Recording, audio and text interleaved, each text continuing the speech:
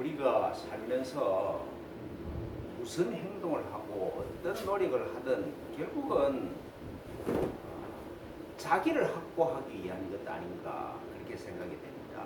내가 안전해야 되고 내 존재가 인정을 받아야 되고 그리고 행복해야 되고 하여튼 그런 내 안전과 이 존재를 확보하기 해 나가기 위한 노력을 끊임없이 하고 있는 것이죠.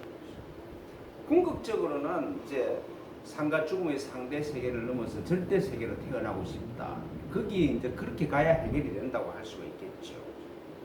이 세상 안에 사는 실존적인 존재에서 에고라는 존재에서 그리스도라는 하나님의 아들로 깨어나야 된다. 그렇게 얘기를 하고 또 중생에서 부처임으로 깨어나야 그런 것들이 해결되는데 그 궁극의 근데 이제 그게 궁극적인 목표고 중간에 하는 인간의 행동도 모든 것이 자기 확보를 향해서 이렇게 가고 있는 것이죠. 심리적으로 불안과 불확실로부터 해방되면은 그러면은 평화와 고요함이 내 안에서 쫙 퍼져 나오겠죠. 이렇게 내가 궁극적으로는 그리스도로 깨어나기를 원하고 평화와 고요를 원하는 겁니다. 그런 고백이 예배죠. 그 예배에 참석한다는 이유는 그런 궁극적인 목표로 향하고 있습니다. 이걸 드러내는 인간의 행위라고 할 수 있습니다. 내 삶이 상대 세계를 넘어서 절대 세계로 진리의 세계로 향하려고 그럽니다. 그런 행동의 고백이죠. 특히 삶의 마지막에서 장래 예식에서 그 종교적인 예식이 중요하게 되는 이유가 그런 거죠. 모든 것들이 다 그쪽 방향으로 그 영적인 차원으로 향하고 있다는 걸 고백하고 있는 그런 예식이라고 할 수 있습니다. 오늘 이 말씀은 본문은 예수님께서 명절 끝날 곧 큰 날에 일어서서 외쳤다는 그런 그 말씀으로 시작이 됩니다. 오늘 이 본문에 있는 명절은 초막절이죠.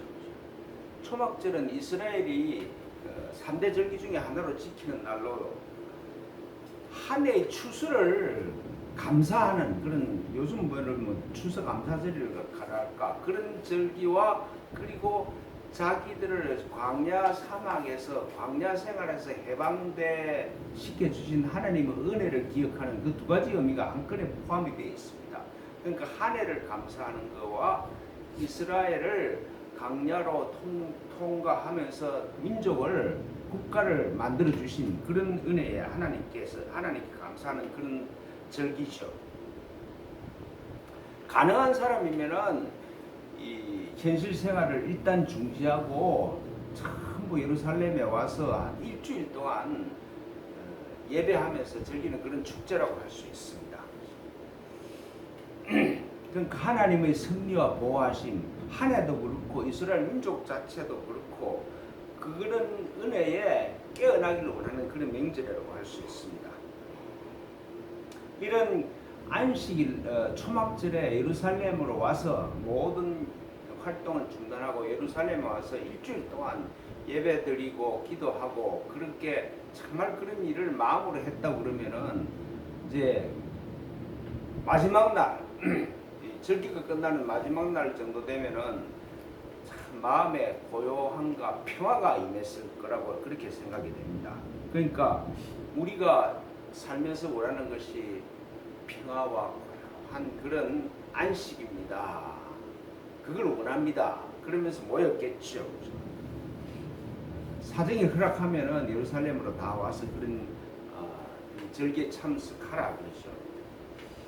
그 일주일 동안 계속되던 예배와 기도와 그런 찬양 이런 것들이 다 끝이 나는 행사가 마무리가 됐죠. 끝이 났죠.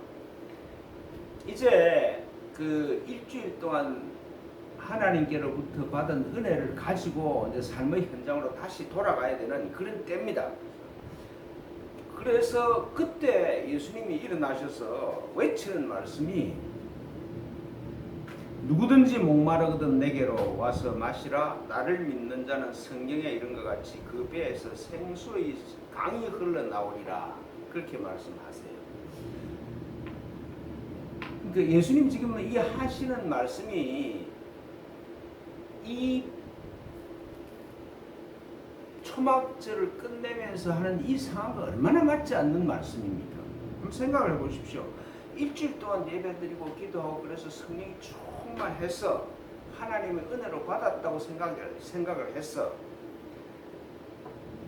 일주일 동안 감사드리는 그 추수감사와 또 민족의 탄생에 대한 그런 고마움을 표시를 하고 나서 하나님께로부터 은혜를 받아서 이제 삶의 현장으로 돌아가서 열심히 살 수 있다고 생각한 그런 상황에 예수께서 이렇게 말씀하세요. 너희들이 일주일 동안 열심히 이 종교 행위를 했는데 목마름이 해소되었냐? 그런 질문이잖아요. 내가 보기에는 목마름이 해소 안 되었는데 그걸 이제 그렇게 말씀하시는 것이죠. 도리어 영적인 목마름이 더 심각하게 느껴진 것 아니냐는 것입니다. 기도하고 예배하고 참석을 했는데 네 마음 깊은 곳에서부터 올라오는 그런 목마름이 해결되었다고 생각하느냐는 것이죠. 이런 현상은 지금도 우리가 자주 그리고 거의 매일 경험하는 거 아닌가 싶어요. 교회 오래 다니고 신앙생활 오래 했으면은 인격이 성숙이 되고 목마름이 어느 정도 해결되었다고 생각하는데, 근데 신앙생활을 오래 했으면 했을수록 원칙이 강해지고 고집만 세워진 것 같아요. 그런 사람이 참 많아. 하여튼 그 내면의 갈등이나 목마름이 다 해결된 방향으로 간 경우는 별로 없는 것 아닌가 그렇게 생각이 됩니다. 현재 이제 이 한국 사회에서 일어나는 이런 모습을 보면은 교회가 과연 영적인 깨달음을 추구하는 사람들의 모임인가 하는 그런 의심까지 들죠. 정치단체 모임 같아. 태극기 부대를 지원하고 코로나19 사태를 통해서 보여주는 한국 교회의 모습이 정치 집단하고 비슷해요. 정당 모임에 더 가까운 것 아닐까 그렇게 느껴집니다. 구도자들의 모임일 수는 없다 하는 그런 인상을 받죠. 왜 이런 현상이 일어나느냐 이러면은 예배를 통해서 신앙생활을 통해서 내 내면 깊은 곳에 있는 갈증을 해소하지 못했어. 그게 내가 목마르다, 내가 내 인생이 해결이 안 됐다 하는 그런 표시들이 지금 이런 현상으로 나타나고 있는 것이죠. 예수님은 너희들은 목마르지.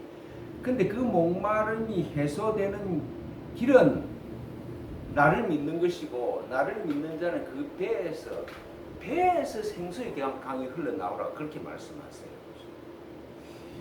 예수님 안에 계시는 그리스도를 알아보는 차원으로 깨어나는 것을 두고 나를 믿는 자라고 그렇게 말씀을 하시는 것이에요. 지금 예수님이 나를 믿으라 이 말은 내가 너희들 죄를 위해서 내가 십자가에서 죽을 것이고, 그리고 나를 믿으면 뭐 좋은 일이 일어나고 모든 문제가 해결될 것이다, 그걸 믿음이다 하는 게 아니고, 믿음은 내가 누군지를 아는 것이다 말씀이죠. 내 안에 그리스도를 보는 눈이 생겼냐, 예수님 안에 계시는 그리스도를 보는 눈이 생기는 것이 믿음이시죠. 이 믿음이 생기면, 예수님을 보는 눈이 내 안에서 생기면은 내 안에서 내 배에서 생수의 강이 흘러나오고 있음을 경험할 것이라는 것이죠. 그리스도를 알아보는 눈은 내 안에서 생기는 것이지 밖에 있는 게 아니야. 그래서 생수의 샘이 네 배에서, 생수가 네 배에서 흘러날 것이다 그렇게 말씀하세요.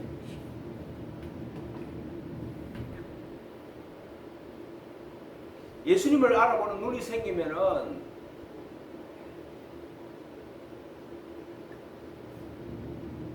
밖에서 뭐가 일어나서 되는 게 아니고 내 안에 내 존재의 제일 깊은 곳에 생수의 샘이 흐르고 있음을 알게 된다는 것이죠. 그 예수님이 우리한테 전하고 싶은 복음의 핵심이죠. 복음의 핵심이 생수의 샘이 내 모든 문제를 하고 내 모든 목마름을 해소할 수 있는 생수의 샘이 내 안으로부터 흘러나오고 있다. 그걸 알려주시는 것이죠. 모든 사람이 예수님처럼 그리스도로 깨어나야 한다. 참 예배는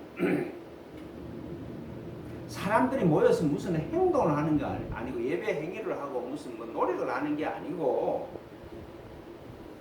아버지와 아들을 알아보는 차원으로 내가 깨어난 게 그게 참 예배예요. 정말 아버지를 알아보고 아버지를 모실 수 있는 상태가 되는 게 예배지. 무슨 뭐 모임에 참석하고 절기에 참석했다고 그게 예배가 아닌 것이죠. 그러니까 깨어남을 목표로 하지 않는 예배는 신앙생활은 결국은 기복신앙이고 우상숭배라고 할 수가 있겠죠. 지금 우리가 신앙생활을 하면서도 시간이 오래 해서도 뭐가 진보가 없고 문제가 해결 안 되는 건 방향을 자꾸 이 기복신앙 쪽으로 우상숭배 쪽으로 돌렸기 때문에 그렇죠. 근데 내가 깨어남을 목표로 했으면은 생수의 샘이 흘러나오는 내 내면으로 향했으면은 지금과는 달라진 그런 상황이 왔을 겁니다.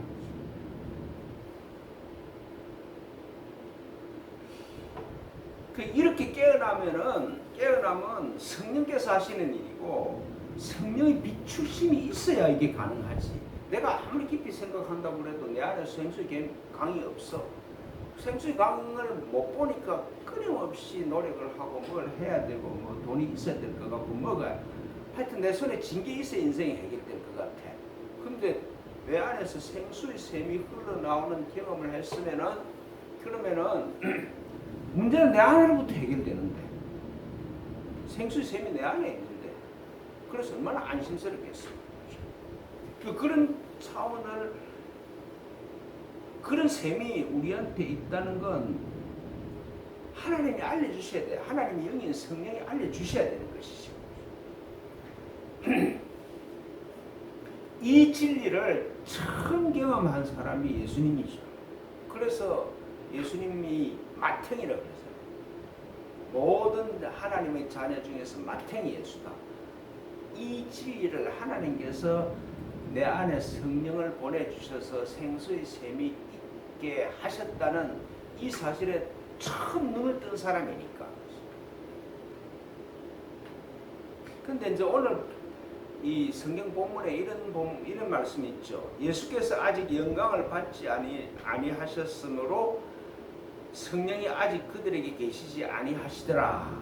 그렇게 기록을 하고 있던데 이건 좀 제가 보기로는 이 성경을 기록한 사람이 예수님을 확실히 모르고 기록한 것 아닌가 하는 그런 느낌까지 드는 말씀이에요. 내 안에 성령이 계시지 않을 때가 있고 성령이 계시기 시작할 때가 있어. 그러면 하나님도 왔다 갔다 하는 분이 되어버려요. 하나님도 변할 수 있는 분이 되는 것이죠. 그 예수님과 우리의 차이는 예수님은 자기 안에 계시는 성령님의 이끄심에 따라서 자기가 그리스도임을 확실히 깨어나는 걸 확실히 아는 사람이고 우리는 성령님의 인도를 못 받아서 내가 내 정체성이 그리스도라는 걸 아직 긴가민가 모르는데 차이가 있는 것이지 예수님하고 나하고는 꼭 같아. 예수님 안에도 성령이 계시고 그리스도께서 계시고 지금 우리 안에도 성령이 계시고 그리스도께서 계시는데 그 사실을 내가 알았냐 모르냐 하는 그 차이지 예수님으로 말미암아 성령이 계시기 시작을 했다 그렇지는 않다는 것이죠. 내 안에 내가 태어나기 전부터 성령님 내 안에 계셔. 그리고 그 성령님의 인도하심을 받으면 예수님의 그 모범에 따라서 성령님이 인도하심을 받으면 예수님처럼 될 수가 있어. 그게 예수님이 전하는 복음이죠.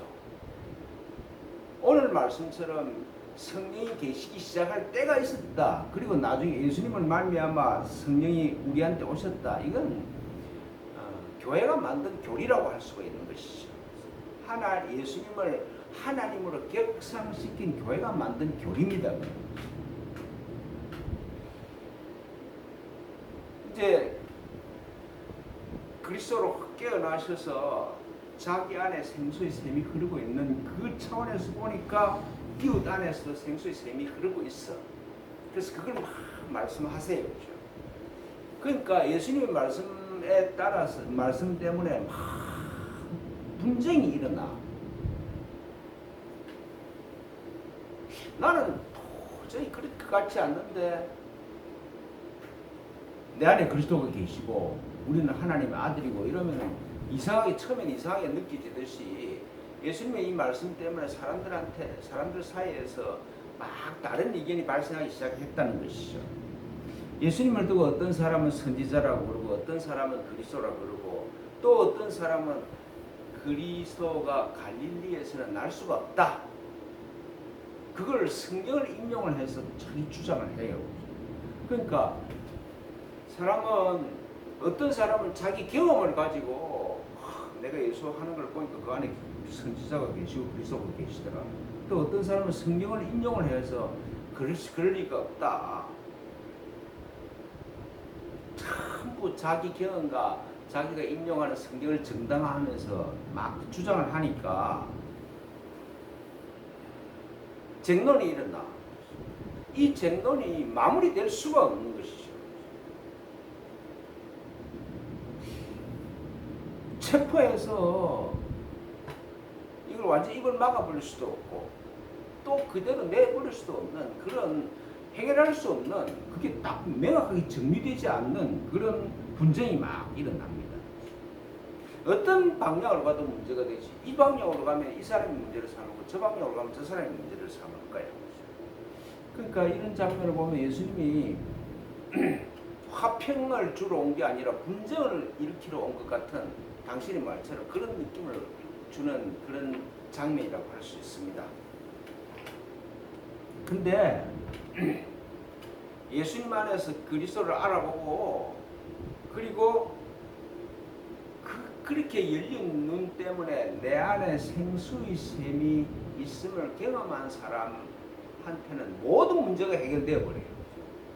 모든 문제가 해결되지. 그리스도로 깨어난 사람, 예수님처럼 그리스도로 깨어난 사람한테 문제될 게 하나도 없어. 모호한 게 없어. 모든 게 분명해. 하나님이 계시는 곳은 내 존재의 중심에 계시고 거기서부터 생수의 샘이 흘러나오고 있고 모든 사람은 그리스도고 이게 너무 분명해져 버리는 것이지. 빛이 오니까 어둠이 깨끗하게 물러가 버렸어. 그런 현상이 일어나는 것이죠. 예수님이 내가 그리스도로 깨어나지 못하면 긴가민가해서 사람마다 다 걔네가 달라. 근데 내가 그리스도로 깨어나면 문제될 게 없어. 지금 한국 상황도 그렇지. 이 분쟁을 갖고 이론을 갖고 해결되는 문제가 아니야. 각자가 자기가 깨어나면은 그리스도로 깨어나면은 별 문제 없는 거야 지금.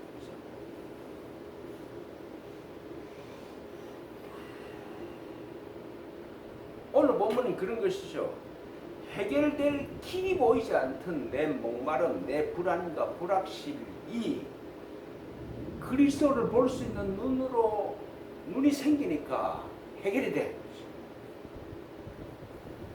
그리스도를 보는 눈이 내 안에서 생기니까 내 안에서 생수의 샘이 흘러나오고 있어.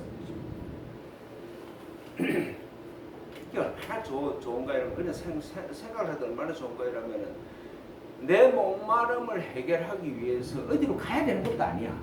누구를 만나야 되는 것도 아니야. 또 뭐 완성되기 위해서 시간을 기다려야 되는 것도 아니야. 생수의 샘이 지금 내 안에서 흘러나오고 있어. 다 이미 문제는 해결되어 있어. 그렇죠? 내가 원하는 것들이 이미 하나님의 선물로 주어져서 내 안에 있다는 것이잖아요.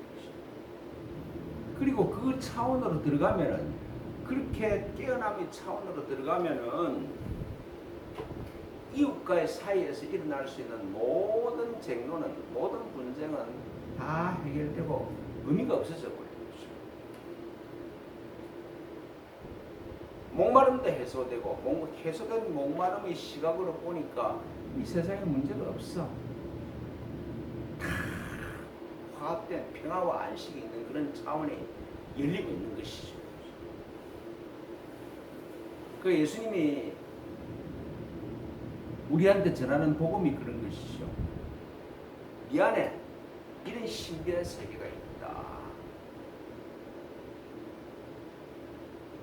너를 찾으면, 너가 누군지를 찾으면, 나를 통해서 너가 누군지를 알면은 목마름과 모든 분쟁이 다 해결되는 그런 기이한 세계가 너를 기다리고 있다. 그것도 내 안에서, 우리 각자 안에서. 그게 복음이죠. 그게 기쁜 소식이잖아요. 내가 어디로 갈 필요도 없어. 다른 사람을 의지할 필요도 없어. 시간을 기다릴 필요도 없어. 이 모든 것들이 이미 내 안에 선물로 주어져 있다. 눈만 뜨면 된다. 그게 기쁜 소식이죠. 그 기쁜 소식이 우리들의 영혼을, 우리들의 마음을 풍성하게 하기를 축원합니다. 네, 기도하겠습니다. 하나님 아버지, 감사합니다. 생수의 샘이 흐르는 곳이 어딘지, 하나님이 어느 곳에서 생수의 샘을 만드셨는지 깨닫게 하시고 그곳을 향해 전심으로 달려가는 그런 아름다운 인생이 될 수 있도록 저희들을 축복하여 주십시오. 고맙고 감사합니다. 그리스도이신 예수님의 이름으로 비나이다.